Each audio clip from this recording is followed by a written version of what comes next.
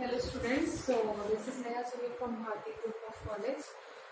हमारा ये टॉपिक है वो है बेसिक स्ट्रक्चर ऑफ सी। ये है बी सेकेंड सेम के लिए, उनका सब्जेक्ट है पीपीएस। तो उनका सब्जेक्ट पीपीएस, तो हम स्टार्ट करेंगे बेसिक स्ट्रक्चर ऑफ सी। तो सी के बारे में जानते हैं कि सबसे पहले सी को डिज़ाइन किसने किया। तो सी को डिज़ाइन जिसने किया है उसका नाम है डेनिस रिची। ओके, उसको जिसने डिज़ाइन किया है उसका नाम है आपका डेनिस रिची। इसको हम और नाम से भी जानते हैं, that is procedure language. Okay, procedure oriented language, इस तरीके से भी इसको बोला जाता है। तो अगर हम सी में जाएँ तो सी आपका जो है वो क्या करता है, बहुत सारे मॉड्यूल्स को कंटेन करके रखा रहता है और उस मॉड्यूल्स को हम बोलते हैं फंक्शन। फंक्शन के बाद आपका एक जो कॉमन नाम है जहाँ से आपका मेन एग्जीक्यूशन स्टार्ट होता है, that is also function, but that is for the main function. Okay, अब मेन फंक्शन आपके ऊपर डिपेंड करता है कि आप रिटर्न वैल्यू कराना चाहते हो कि नहीं कराना चाहते। इसके ऊपर आप उसमें सामने इंट और वॉइड, ये दो टाइप से आप मेन फंक्शन को डिस्क्राइब कर सकते हैं। तो अगर मैं प्रोसीजर ओरिएंटेड प्रोग्रामिंग लैंग्वेज की बात करूँ, सी प्रोग्रामिंग की, तो ये क्या करते हैं कि ग्लोबल वेरिएबल्स मतलब ग्रुप ऑफ फंक्शंस रहते हैं। उस फंक्शंस में हम क्या करते हैं, एक मेन फंक्शन जो एग्जीक्यूशन है उस पर, तो हमारा क्या होता है कि सारे टास्क अलग अलग शॉर्ट मॉड्यूल में काम करते हैं। इस प्रोसीजर को हम टॉप टू डाउन अप्रोच बोलते हैं। आपका जो सी लैंग्वेज है वो टॉप टू डाउन अप्रोच है, जस्ट बिकॉज आपको सबसे पहले हेडर फाइल्स देते हैं, देन आप मेन फंक्शन के अंदर आपको जो भी डिक्लेरेशन है वो आप पूरे फंक्शन की वैल्यूज को उसके अंदर डिक्लेयर करते हैं। लोकल वेरिएबल्स हो गया या वॉट आपको जो सब पार्ट्स में आपको डिवाइड करना है वो सारा एग्जीक्यूशन वहाँ पे होता है। फिर उसके बाद अगर सपोज आपने with in that main function कोई एक फंक्शन को डिस्क्राइब किया, तो वो फंक्शन अपने आप को कॉल करेगा या उसका डिस्क्रिप्शन हम क्या करते हैं, मेन के बाहर देते हैं। तो आपका सारा काम कहाँ से स्टार्ट होता है, कोई भी प्रोग्रामिंग स्किल आपका जो रहता है प्रोग्रामिंग लैंग्वेज, वो मेन से स्टार्ट होता है। अगर मेन से आप स्टार्ट करो, आप डिक्लेरेशन कर दो, तो आपका जो अप्रोच है वो क्या हो गया, top to down approach. Whereas अगर हम सी प्लस प्लस, इसका एक एडवांस वर्जन है। C language is high level language. Okay, high level language क्या होता है, जो मशीन लैंग्वेज और असेंबली लैंग्वेज यूजर फैमिली है।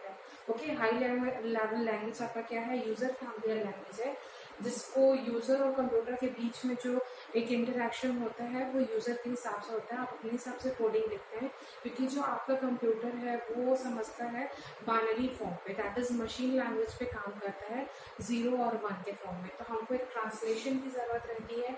जो भी हम यूजर अपने हिसाब से कीवर्ड या कोई भी चीज़ लिखते हैं, तो एक ट्रांसलेशन रहता है जो आपके पूरे वैल्यूज को क्या करता है, बाइनरी फॉर्म में कन्वर्ट करता है मशीन लैंग्वेज में, और फिर कंप्यूटर आपका मशीन लैंग्वेज में पूरी चीज़ को इंस्ट्रक्ट करेगा, एग्जीक्यूट करेगा। फिर आपको जो ट्रांसलेशन है वो असेंबली लैंग्वेज से यूजर डिफाइंड पे आता है और वो हमको समझ में आता है। तो ये आपका हो गया हाई लेवल लैंग्वेज के बारे में। ओके, तो अगर सी प्रोग्रामिंग की बात करें, it is design by Dennis Ritchie. It is a procedure oriented program और ये टॉप टू डाउन अप्रोच पे काम करता है और ये हाई लेवल लैंग्वेज है। अगर मैं अब जाती हूँ basic structure of C programme.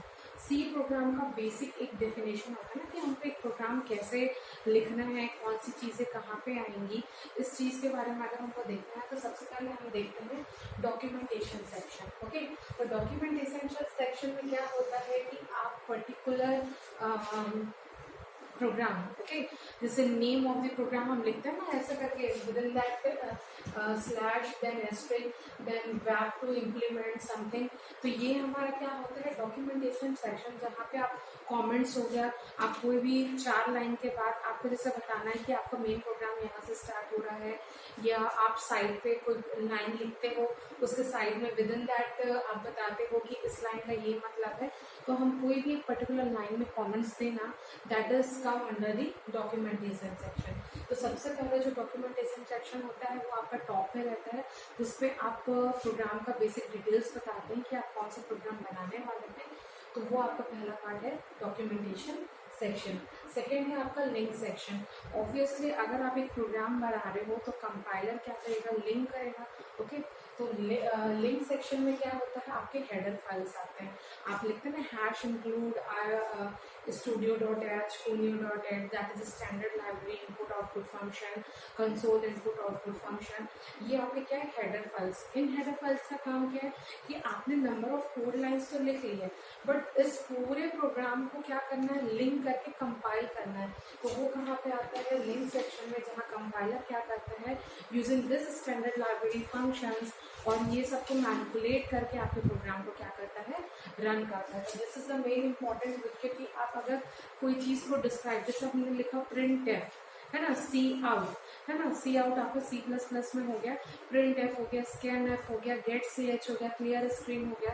तो ये सब जो आपके फंक्शन के स्मॉल स्मॉल जो नाम है ना, आपके जो कीवर्ड्स हैं, तो ये कीवर्ड्स किस में आते हैं, आपके सब आते हैं आपके हेडर फाइल्स में। और हेडर फाइल्स को हमको डिफाइन करना मैंडेटरी रहता है, क्योंकि उसी के थ्रू आपका कंपाइलेशन पार्ट होगा और आपका प्रोग्राम एग्जीक्यूट होगा। देन हमारा आता है डेफिनेशन सेक्शन।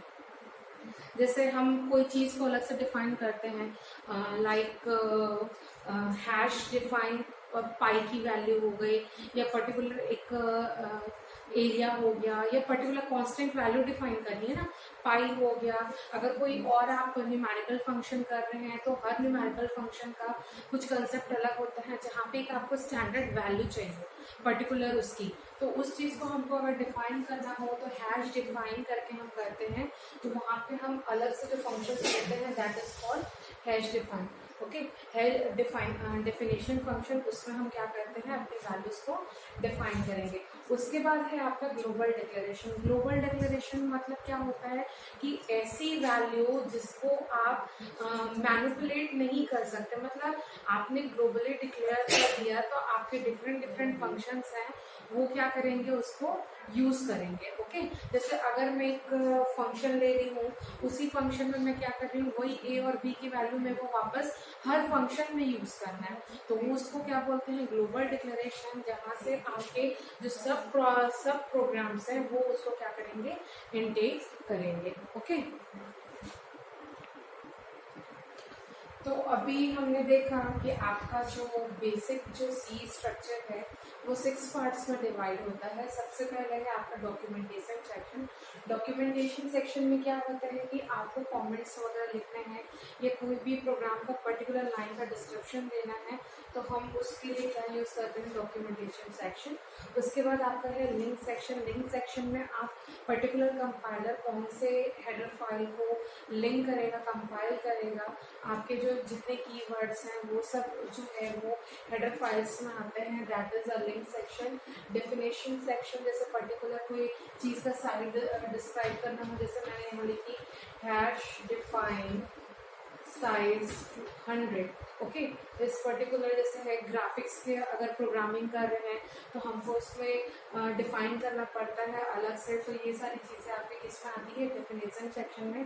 देन आपका है ग्लोबल डिक्लेरेशन। ग्लोबल डिक्लेरेशन में क्या होता है, पर्टिकुलर जैसे किसी चीज़ की वैल्यू ग्लोबली सब जगह यूज होनी है, जैसे अगर पाई की वैल्यू हो गई, या और भी अलग अलग वैल्यूज है जिसको आपको ग्लोबली डिक्लेयर करना है, और वो हर फंक्शन, क्योंकि आपका जो एक पर्टिकुलर प्रोग्राम है वो सब मॉड्यूल्स में डिवाइड होता है। सब मॉड्यूल्स मतलब अगर मैं एक पर्टिकुलर स्टूडेंट का बनाऊं कुछ, तो आपका क्या हो जाएगा, सब चीज़ अलग अलग होगा, तो हर चीज़ को आप अलग से फंक्शन करेंगे, तो वहाँ पे क्या होता है, ग्लोबल डिक्लेरेशन वाला काम होता है, जहाँ पे एक ही चीज़ को आप बार बार यूज कर सकते हो, हर प्रोग्राम में अलग अलग यूज कर सकते हो सेक्शन में।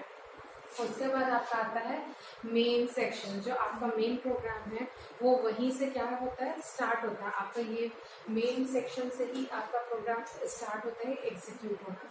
तो आपका जो मेन फंक्शन है वो 2 पार्ट में डिवाइड होता है, एक है आपका डिक्लेरेशन पार्ट और दूसरा है आपका एग्जीक्यूशन पार्ट। डिक्लेरेशन पार्ट क्या करता है, डिक्लेरेशन पार्ट लोकल वेरिएबल्स को होल्ड करके रखता है। जैसे हमने लिखते हैं ना इंट एक्स वाई जेड, है ना, जैसे यहाँ पे हमने कुछ डिक्लेयर किया int x, okay, float y, तो ये सब आपका क्या हो जाएगा, declaration part, that is local variables which we are using in our programme.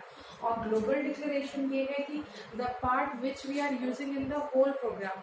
Okay, ये आपके पर्टिकुलर मेन फंक्शन के अंदर काम करेगा। ग्लोबल जो वैल्यू रहेगी वो हर एक सब फंक्शन उसको यूज कर सकता है। तो ये बेसिक डिफरेंस है ग्लोबल डिक्लेरेशन और डिक्लेरेशन पार्ट में। तो डिक्लेरेशन पार्ट में हम लोकल वेरिएबल्स को डिक्लेयर करेंगे, जिसके थ्रू हम लूपिंग स्टेटमेंट हो गया और भी सब प्रॉब्लम्स है उस पर हम वर्क करते हैं। देन आपका आता है एग्जीक्यूशन पार्ट। तो एग्जीक्यूशन पार्ट क्या होता है? आपका एग्जीक्यूशन पार्ट सबसे पहले कहाँ से स्टार्ट होता है? That is curly braces. ये आपका स्टार्ट कर्ली ब्रेस और आपका ये क्लोज कर्ली ब्रेस। तो ये जो कर्ली ब्रेसेस है तो ये आपका स्टार्टिंग आपका एंड बताता है, और ये जो क्लोज वाला है ये बताता है कि आपके पर्टिकुलर प्रोग्राम का लॉजिकल एंड हो गया है, मतलब logical end of the particular program. ये हो गया आपका क्लोज कर्ली ब्रेसेस। ओके, तो एग्जीक्यूशन पार्ट आपका स्टार्ट कहाँ से होता है? दैट इज कर्ली ब्रेसेस, जो दो पार्ट कंटेन करके रखते हैं, स्टार्ट और एंड। जो ये वाला है प्रोग्राम का लॉजिकल एंड खत्म हो गया है, इस चीज को डिस्क्राइब करता है। एक रहता है आपको हर एक लाइन के बाद सेमीकोलन देना है। ओके, हर एक लाइन के बाद सेमीकोलन देना है, that is mandatory. But looping statement में हम नहीं देते, नॉर्मली प्रिंट एफ, स्कैनएफ या और क्लियर स्ट्रिंग या लोकल वेरिएबल्स डिक्लेयर कर रहे हैं तो हर एक लाइन आपका जो एंड होगा वो क्या होगा? सेमीकोलन से एंड होगा। ओके, तो आपका जो मेन फंक्शन है वो दो पार्ट में डिवाइड होता है। First is declaration part and second is आपका execution part. Declaration part contains the local variables which we want to declare in that particular program, और execution part consist of two parts. The first part is curly braces, जो आपका logical start and logical end of the program को denote करता है, और दूसरा है आपका सेमीकोलन। हर एक लाइन के बाद आपको सेमीकोलन लगाना है। उसके बाद आपका जो सिक्स्थ पार्ट है दैट इज सब प्रोग्राम सेक्शन। सब प्रोग्राम सेक्शन वो क्या होता है? इसे हम यहाँ डिक्लेरेशन पार्ट की बात की मेन फंक्शन में, तो आपको एक पर्टिकुलर फंक्शन को भी डिक्लेयर कर, क्योंकि आपका जो प्रोग्राम है वो अलग अलग मॉड्यूल्स में काम करेगा। और हम बात किए थे जो ये है टॉप टू डाउन अप्रोच। तो आप क्या करते हो? मेन फंक्शन में पर्टिकुलर फंक्शन को डिक्लेयर करते हो, बट उसके एग्जीक्यूशन हो गया, उसका जो सब पार्ट हो गया जिसमें हम एलोब्रेशन फॉर्म पे डेटा लिखते हैं कि वो पर्टिकुलर फंक्शन कैसे काम करेगा, वो आपका किसमें आता है? सब प्रोग्राम सेक्शन में। अब सपोज मैं यहाँ पे कुछ एरिया का फंक्शन मैंने यहाँ पे डिक्लेयर किया, अब उस एरिया को एग्जीक्यूट कैसे करूंगी, उसमें क्या क्या वैल्यूज ले रही हूँ, उसमें क्या फॉर्मूला लगा रही हूँ, ये आपका किसमें आ जाता है? सब प्रोग्राम सेक्शन। तो सब प्रोग्राम सेक्शन आपका क्या कंटेन कर रखता है? जैसे फंक्शन, आप जितने भी फंक्शन यहाँ पे डिक्लेयर करोगे मेन फंक्शन के अंदर, वो सारे फंक्शन को आपको क्या करना है? पूरा बताना है कि वो कैसे प्रॉपर वर्क करेगा। तो वो क्या आता है? जब आपका मेन क्लोज हो जाता है उसके बाद आपके फंक्शन के डिस्क्रिप्शन फॉर्म होता है, तो दैट कंसिस्ट ऑफ सब प्रोग्राम सेक्शन। तो पर्टिकुलर अगर हम बेसिक ऑफ सी स्ट्रक्चर पे जाएंगे तो इस तरीके से हमारा जो सी प्रोग्राम है वो एग्जीक्यूट होता है। तो हम एक बार रिकॉल करते हैं तो सी के बारे में। C is design by Dennis Ritchie, और ये आपका प्रोसेसर ओरिएंटेड प्रोग्रामिंग लैंग्वेज है। ये टॉप टू डाउन अप्रोच पे वर्क करता है। ओके, ये हाई लेवल लैंग्वेज है। और फिर उसके बाद हाई लेवल लैंग्वेज में मैंने बताया था कि हाई लेवल लैंग्वेज क्या होता है? आपका यूजर फ्रेंडली लैंग्वेज होता है, जस्ट बिकॉज आपका जो कंप्यूटर है वो मशीन लैंग्वेज पे काम करता है। मशीन लैंग्वेज जो है वो आपका 0 और 1 के फॉर्म पे रहता है। तो वी नीड अ ट्रांसलेटर जो आपके यूजर फ्रेंडली लैंग्वेज को मशीन लैंग्वेज में कन्वर्ट करे। तो आपका जो कंपाइलर का यही काम रहता है, ऑपरेटिंग सिस्टम का यही काम रहता है कि हमारे जो गिवन इंस्ट्रक्शन है उसको मशीन लैंग्वेज में कन्वर्ट करके उसको एग्जीक्यूट करके फिर यूजर फ्रेंडली पे काम करें। देन आपका जो बेसिक स्ट्रक्चर ऑफ सी है वो 6 पार्ट्स में डिवाइड होता है। फर्स्ट है आपका जो डॉक्यूमेंटेशन सेक्शन, दूसरा है आपका lead section, definition section, global declaration, main और सब प्रोग्राम सेक्शन। तो डॉक्यूमेंटेशन जो हमको एक्स्ट्रा कमेंट्स के लिए रहता है, पर्टिकुलर लाइन का क्या मतलब है, हमको कहाँ पे उसको यूटिलाइज करना है, उसका मतलब क्या हो रहा है, ये आपका किस में आ जाता है? डॉक्यूमेंटेशन सेक्शन में। आप हेड पे web to implement, write a program to implement, whatever आप लिखते हो ये आपका किस में आता है? डॉक्यूमेंटेशन। लिंक में आपके जितने भी हेडर फाइल्स है हमको कंपाइल करने के लिए जो जरूरत पड़ता है वो आपका लिंक सेक्शन में आता है। डेफिनेशन सेक्शन में आता है। पर्टिकुलर आपको अलग से कोई फंक्शन को डिस्क्राइब करने जिसमें वैल्यू चाहिए तो हम क्या करते हैं? उसको डेफिनेशन सेक्शन में रखते हैं। जैसे for example define size, 100 global declaration ऐसी वैल्यू है जहाँ पे आप वैल्यूज डिक्लेयर करते हो जो हर एक सब प्रोग्राम मतलब आप जितने भी फंक्शंस डिक्लेयर करो तो वो उसका यूज कर सकते हैं, उनको आपके परमिशन की रिक्वायरमेंट नहीं रहती। क्योंकि अगर मैं सी प्रोग्रामिंग में जाऊँ तो क्या होता है, परमिशन वाला चीज़ भी आता है, पब्लिक प्रोटेक्टेड वाला, जिसमें आपको कोई चीज़ हाइड करनी है तो वो कैसे करेंगे हम उसको बाद में देखेंगे। फिर आपका आता है मेन सेक्शन आपका दो पार्ट में होता है, एक होता है डिक्लेरेशन पार्ट, दूसरा होता है एग्जीक्यूशन पार्ट, और उसके बाद सब प्रोग्राम सेक्शन। आई होप आपको basic structure of C programming समझ में आया हो। Thank you.